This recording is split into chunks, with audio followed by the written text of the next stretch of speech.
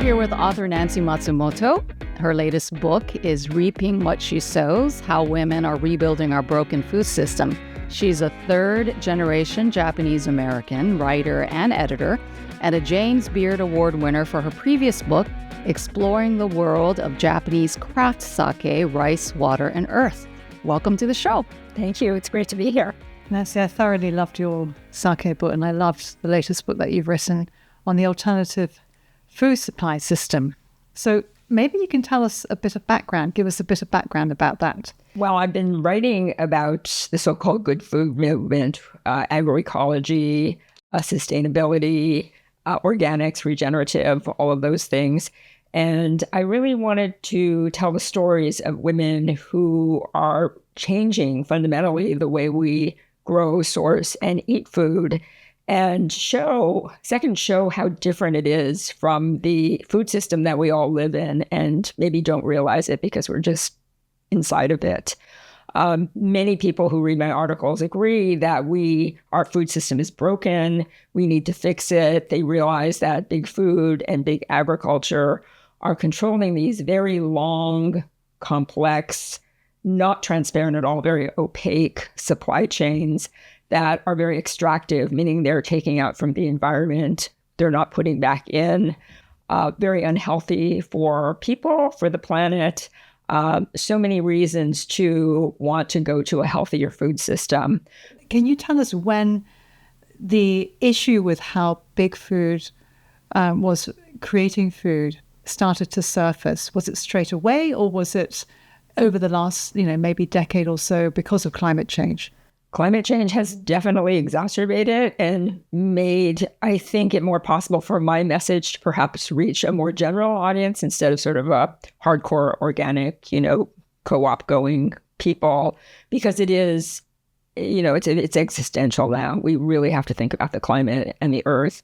But this sort of being agribusiness and monopolies overshadowing small farms, which is kind of what it's all about, consolidation, disappearing of small farms, has really been going on a very long time. My book title, Reaping What She Sows, is actually a nod to a 1947 book called As You Sow by a social anthropologist named Walter Goldschmidt.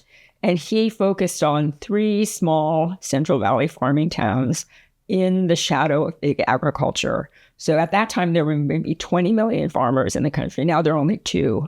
But out of those 20 million, only about 20% of farmers were benefiting from all of the agricultural subsidies and insurance and the sort of the ways that government props up one system and not another.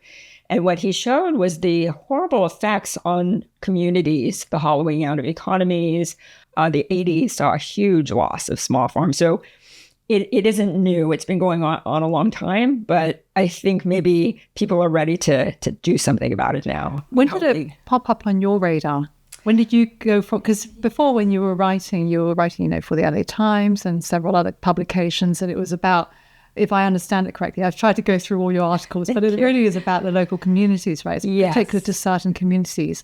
So when did you start thinking, oh, there's a story here? I've always loved food and drink, and it was something I wrote about for a really long time. But I would say 15, 20 years ago, I was living in New York City, and I was going to the farmers markets. I was writing for, they still exist, the edible magazines. So there was Edible Manhattan and Long Island and Hudson Valleys, and they were very focused on local food systems and small farms.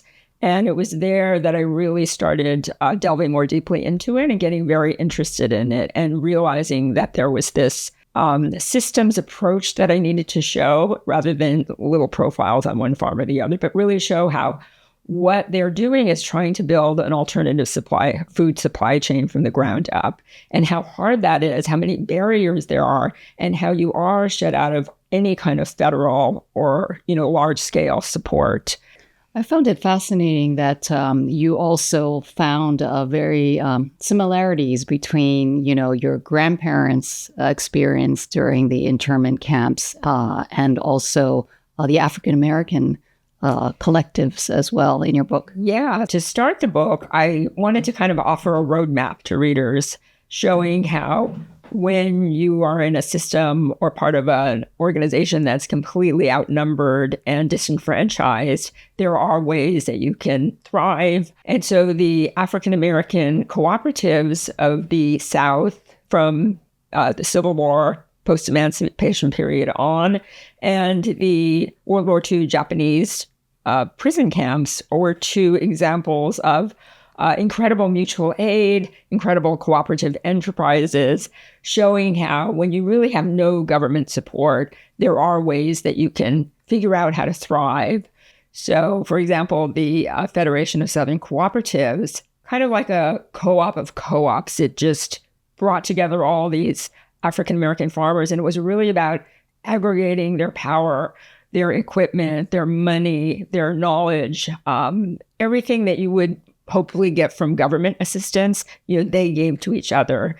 And I think about 10 years after they were founded in 1967, they were collectively presiding over 1 million acres of farmland. So you can see how it can, you aggregate your strength that way. And the same thing happened in the prison camps. The Manzanar Cooperative was huge, and it was run by inmates. You could order all kinds of supplies, doing something like the equivalent of $14 million of business a year. Yeah, because I was reading the last chapter of your book about seeds, and I was really impressed by, is it Mai Nguyen? Mm-hmm. Mai Nguyen. Because she's done a lot, hasn't she? Maybe you can talk about that a bit. She's wonderful. She's a wonderful organic wheat farmer, but she also is a real activist in promoting these food systems that I'm talking about. She is the daughter of Vietnamese refugees, and she has a small farm in Northern California. She grows wonderful, delicious heirloom wheats. She is my guide to walking me through how you save seeds in the traditional method. So it's about a 10-year process, because you're growing organic seeds from seeds, seedlings, transplanting them. And then they have to get about 3 to 4 years, right? Yes, and then, entirely to actually be able to get to something where you're harvesting it, you're test baking it. It's a 10-year process. But she's also trying to, help create these systems that I talk about, a network of small, and she's interested in getting vegetable farmers who don't really have the equipment, because you need a fair amount of equipment to even be a small grain farmer.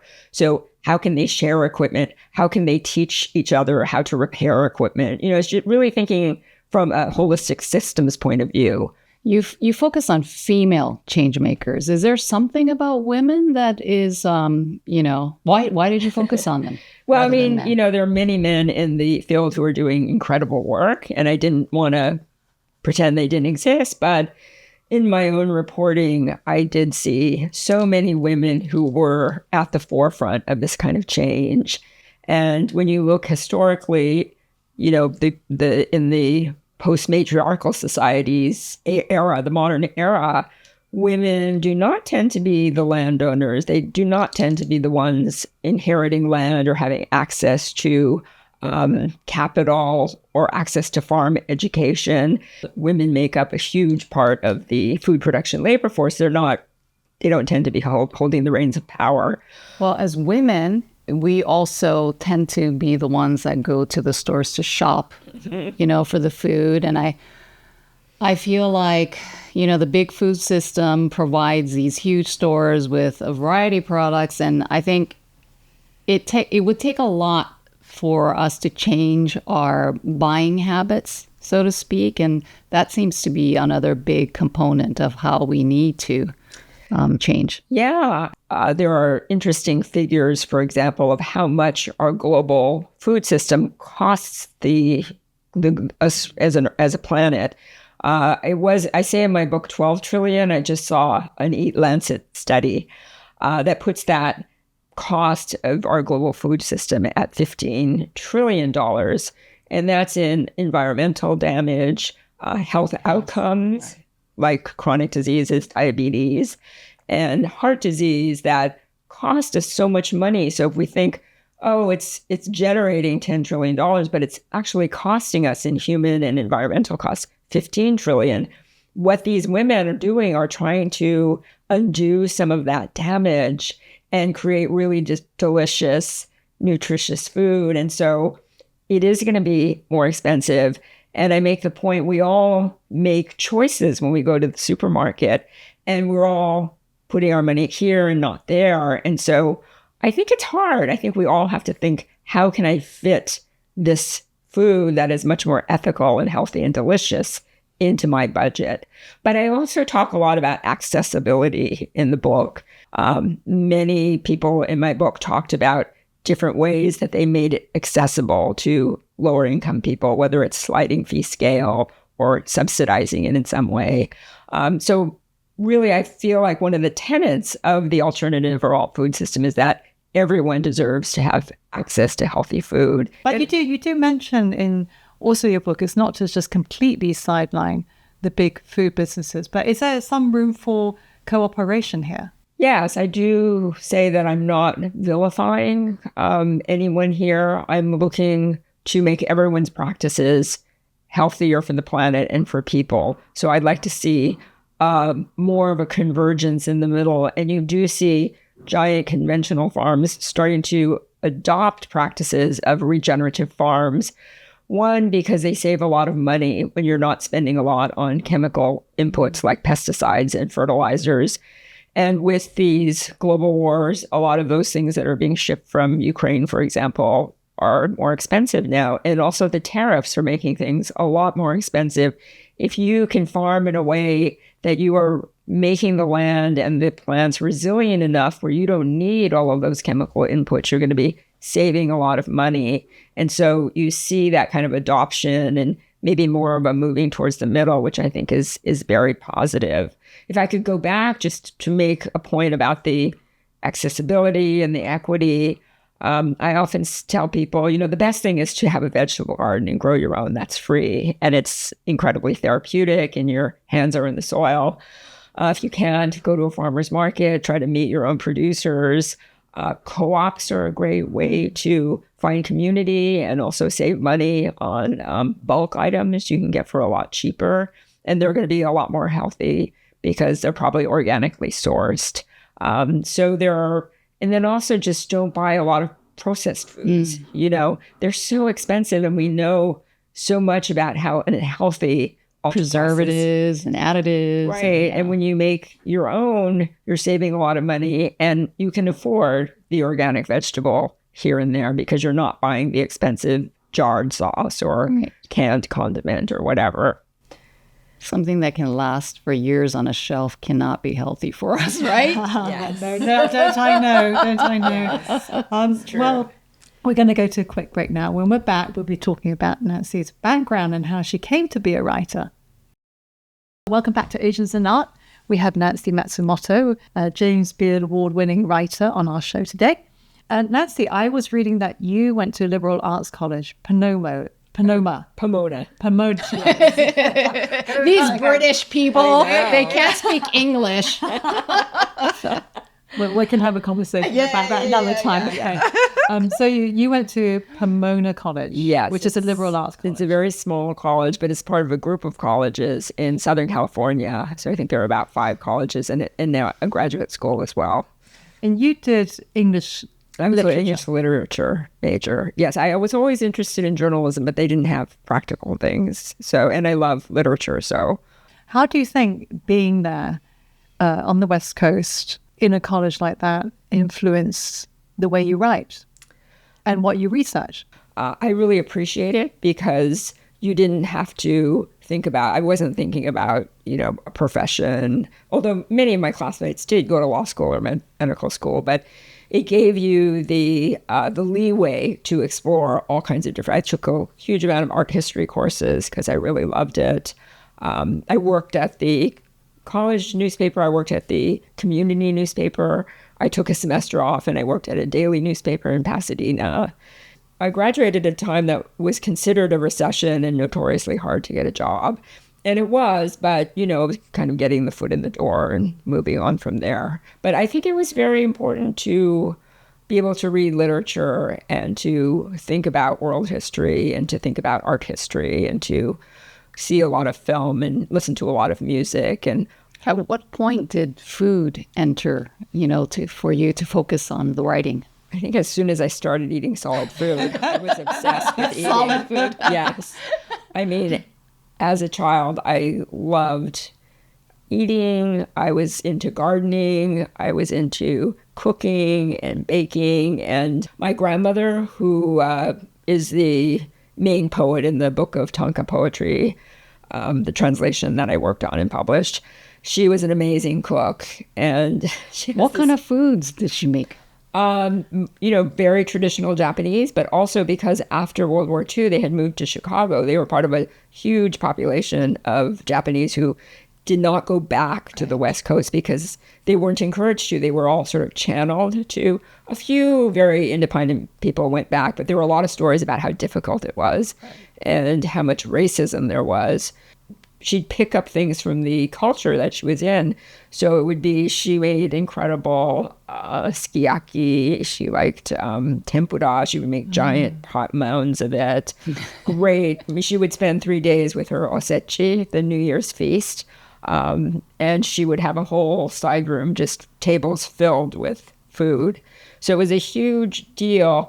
But then she would make things like cabbage rolls. Yeah, I grew up with that too. So what is that? It's Polish Chicago. Right, but I had it in Hawaii, and we had that too. So I'm kind of wondering how that got there. Japanese American thing too, right? Yeah, I think so. Could My be. mom made that. I always thought it was this Polish influence because one of my other aunts made kolachkis, those Polish cookies, and I had 2 Polish aunts, and so it was a mix. But yeah, a lot of Japanese. But then she would make things like tuna noodle casserole that she had found in an American magazine. It's not really a British thing. No, but this is amazing. What is it? Tuna It's easy to make. Very passe, but it used to be popular. I don't know. You have a casserole dish. Yeah. It's sort of like macaroni and cheese, but you put canned tuna in it. Exactly. I know. And then maybe like some Campbell's soup, like maybe there were things with Campbell's soup, like cream of celery. Exactly. Balls. And then you just I did. And then you put it in the oven, bake it. I'll maybe put cheese on it a little bit, and then it's like it's a casserole, kind of like lasagna, but tuna version. They were the everyday dishes of that era, and so they were kind of picking up on that culture too. You probably had a lot of spam in Hawaii. Oh God, spam! Yes, spam musubi. No, my dad's era had the spam, and they ate spam during like post-war years. But when I was growing up, by that time we weren't eating so much. It was more like Heinz baked beans or corned beef. Yes. Did you do canned corned beef? Didn't do so much. Well, I didn't anyway. I'm sure people, at my school dad did that sometimes with cabbage. Yeah, so there were these holdovers. We didn't do spam. I don't know. I think my family didn't like it, but many others did. Because I grew up in Los Angeles, there was a lot of Mexican food. So we were eating enchiladas and tostadas and taquitos. And the food scene in Los Angeles is fantastic. Yeah. And you have pockets of, Orange County has pockets of Thai and Vietnamese where you can get incredible food. And there's a Korean town that's huge. There's a Thai town, there's Filipino area. So there were just so many incredible food cultures mixing that you get a lot of innovation too. And it's just the West Coast, they do kooky things, So writing a book is a huge project, right? And what is your process of writing a book? Well, I think my process is very much a reporter because I was a reporter my entire career. And especially being at Time Inc., where you have to do a lot of reporting and filing. And it was the old News Weekly system where you would kind of do giant files and then people in New York would condense it into, short articles. I always hated that system because I wanted to do everything. I wanted to report and write, and I didn't understand why you couldn't. But it was good training because you could go out into the field and you could gather information really well and synthesize it and then put it into a understandable form.